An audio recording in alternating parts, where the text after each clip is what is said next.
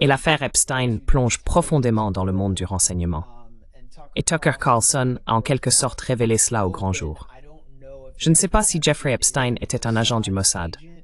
Il avait des liens avec 3 anciens premiers ministres israéliens, notamment Ehud Barak, qui a visité son domicile 36 fois.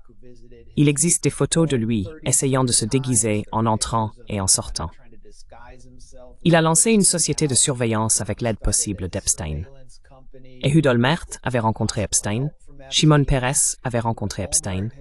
Epstein a organisé des rencontres pour des dirigeants de JP Morgan avec Netanyahou. Et Epstein a cherché à obtenir plusieurs passeports pour voyager en Israël et en Afrique. Il s'est rendu en Israël en 2008, alors qu'il fuyait des poursuites.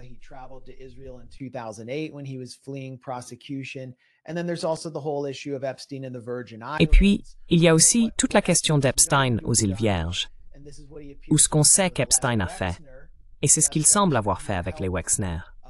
Les Wexner, qui a aidé Howard Lutnick à acheter sa maison de ville par l'intermédiaire d'une société de portefeuille qu'il contrôlait avec Jeffrey Epstein, juste à côté d'Epstein. Et les Wexner a permis à Jeffrey Epstein d'acheter sa propre maison de ville sans aucun acompte. Ce qu'Epstein faisait, c'est qu'il allait dans des endroits comme les îles Vierges pour y délocaliser les impôts.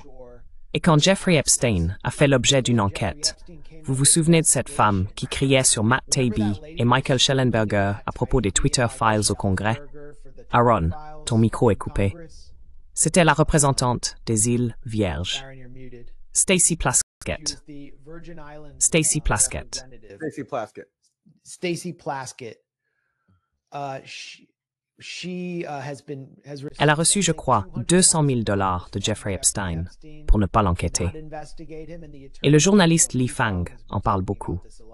Le procureur général des îles Vierges a été soudoyé par Epstein. Et il est actuellement le procureur général. Je veux dire, il y a tellement d'aspects dans cette histoire. Je ne vois pas la presse vraiment s'y intéresser, mais les démocrates sont impliqués, les républicains sont impliqués. Il y a clairement un angle israélien. Et beaucoup de gens se demandent si Trump a reçu l'ordre de mettre fin à tout cela par certaines agences de renseignement étrangères et des personnes puissantes qui y sont intégrées. Comme Les Wexner, qui est en quelque sorte un représentant d'Israël aux États-Unis. Leur ont-ils demandé de faire taire Trump pour protéger leurs propres intérêts?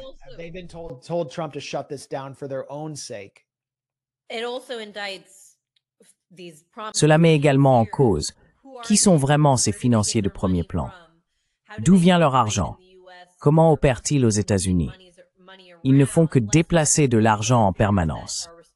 Les Wexner et ces autres personnalités qui ont permis à Jeffrey Epstein de faire fortune, ce sont tous des gens pro-israéliens, des hommes d'argent puissants. Il y a donc beaucoup à creuser. Cela pourrait faire l'objet d'une toute autre enquête. Je sais, Max, que tu as évoqué la manière dont les Israéliens utilisent ce genre de figures pour faire circuler de l'argent aux États-Unis. Je me souviens aussi que lors des premières perquisitions chez Epstein, ils ont dit avoir trouvé dans l'un de ses coffres un passeport saoudien, ce qui était étrange. Mais cela semble indiquer une sorte de lien avec les services de renseignement. Je ne vois pas comment il aurait pu obtenir un passeport saoudien autrement. Ce n'est pas quelque chose que la plupart des gens peuvent se procurer.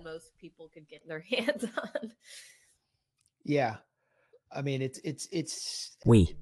Ce que je veux dire, c'est que, pour être clair, disons simplement que nous n'avons aucune preuve que Jeffrey Epstein était un agent du Mossad qui travaillait pour le Mossad, et nous allons y revenir dans un instant. Mais Jeffrey Epstein se trouvait au cœur du monde sioniste. S'il n'avait pas été démasqué, il aurait été l'un de ces donateurs qui aurait fait pression sur l'université Harvard pour criminaliser son groupe Students for Justice in Palestine. Les Wexner a fait la même chose à l'université d'État de l'Ohio. Il fréquentait tous ces types. Alan Dershowitz était son bras droit, et il cherchait à créer une sorte de centre transhumaniste à l'université Harvard pour perfectionner la race humaine. Et Dershowitz venait lui rendre visite là-bas.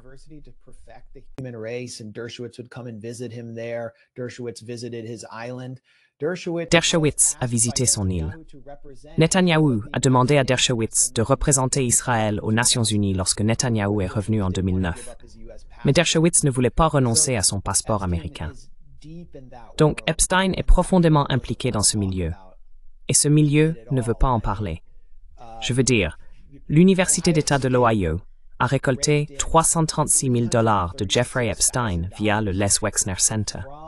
Et tout cela, c'est du blanchiment d'argent. Il se peut que l'argent soit venu de Wexner lui-même, via Epstein à l'époque.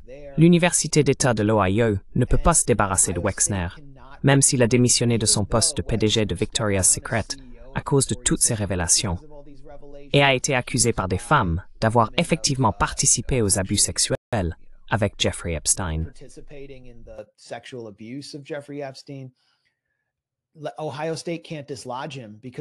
L'Université d'État de l'Ohio ne peut pas l'évincer parce qu'elle dépend énormément de lui financièrement. Il possède le centre-ville de Columbus dans l'Ohio et c'est le bras droit d'Epstein. Il était aussi très proche de, comment s'appelle-t-il? Lee Weiss, le magnat des affaires de Pittsburgh, en Pennsylvanie, qui est le père de Barry Weiss, laquelle était récemment à une retraite semi-secrète, hors micro, à Sun Valley, avec les plus grands noms de la tech, de la finance. Chuck Schumer était présent. Allen & Company, on en a parlé la semaine dernière. Allen est l'un de ses principaux donateurs. Ce que je veux dire, c'est que tous ces gens se rendent mutuellement service, et Epstein était au centre de tout cela.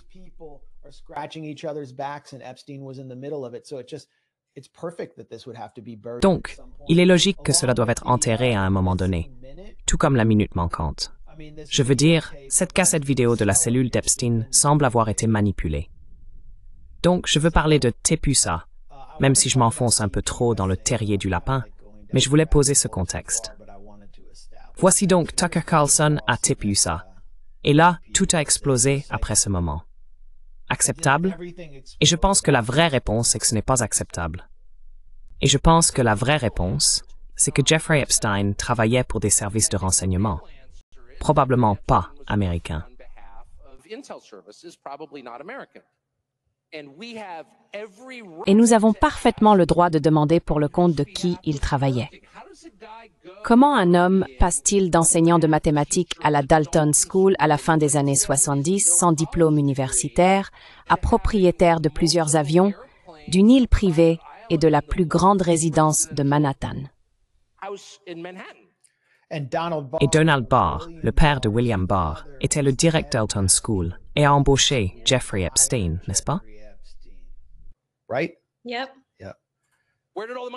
Oui. D'où vient tout cet argent? Et personne n'a jamais vraiment cherché à le savoir parce que personne n'a jamais essayé.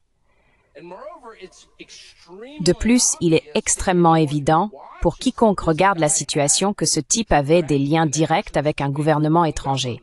Et personne n'a le droit de dire que ce gouvernement étranger, c'est Israël, parce qu'on a, d'une manière ou d'une autre, été intimidé au point de penser que c'est mal de le dire. Et étouffé les applaudissements.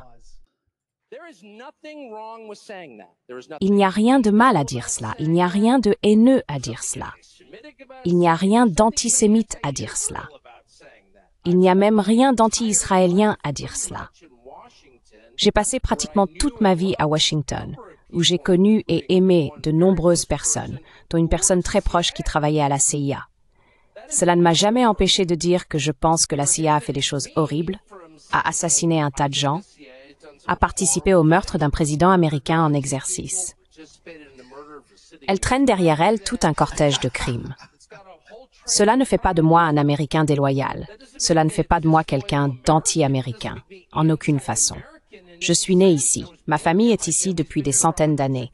J'aime ce pays. C'est pour cela que j'y vis. Donc, critiquer le comportement d'une agence gouvernementale ne fait pas de vous un haineux. Cela fait de vous une personne libre.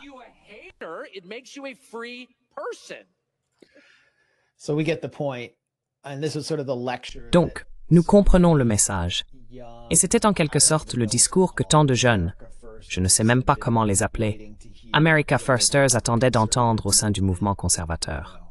Ne faites pas confiance aux élites. La CIA est un gouvernement secret. Il ne s'agit pas de détester l'Amérique.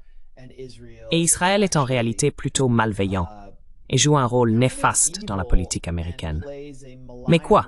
Je veux dire, je vois des libéraux dire « Oh, c'est la branche stupide du Parti républicain ».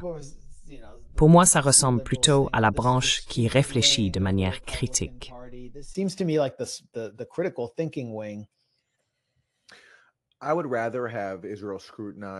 Je préférerais que l'on examine Israël d'une autre manière, que l'on examine le soutien des États-Unis à Israël d'une autre manière, simplement en termes de moralité. Pourquoi soutenons-nous cet État ethnique insensé, responsable de massacres de masse, et en quoi cela sert-il nos intérêts? Je pense que c'est là-dessus que l'on devrait se concentrer. Mais si cela doit passer par le prisme de Jeffrey Epstein, je l'accepte, même si je ne suis pas prêt à adhérer à certaines des opinions les plus extrêmes sur Jeffrey Epstein, Israël, le Mossad et tout ce qui s'ensuit, parce que je n'ai pas vu de preuves suffisantes pour m'orienter dans cette direction. Mais que j'ai raison ou tort, je pense que ce genre d'examen critique d'Israël est sain.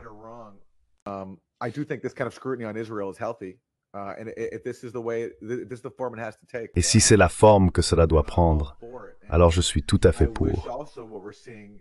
J'aimerais aussi que ce que nous voyons lors de ce rassemblement conservateur se reflète du côté démocrate. Mais chaque fois que la question d'Israël est abordée chez les démocrates, même si les sondages montrent que les gens sont écœurés par ce que fait Israël, la direction du Parti démocrate refuse toujours de bouger. Donc pour l'instant, on observe plus de mouvements. Il semble plus d'ouverture au sein du mouvement MAGA que du côté démocrate, même si cela passe par le prisme relativement étroit de Jeffrey Epstein.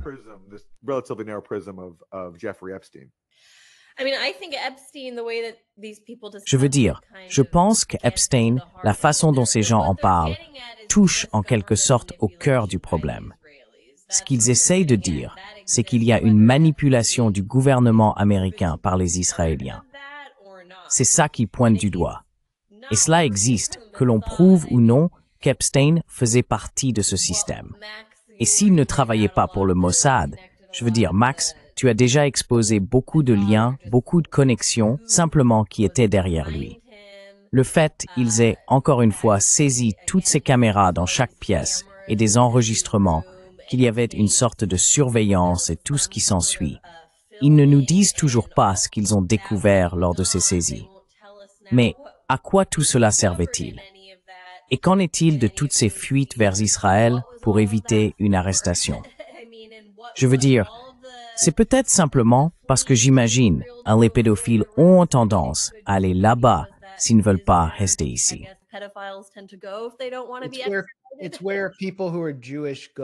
C'est là où vont les personnes juives, si elles ne veulent pas être extradées, peu importe ce qu'elles ont fait, parce qu'Israël n'extrade tout simplement pas. La seule personne à qui Israël a refusé l'entrée, alors qu'elle fuyait des crimes, je ne sais pas si quelqu'un peut deviner de qui il s'agit, il a été incarné dans Le Parrain. Je sais qui c'était, mais je ne me souviens Meyer Lansky.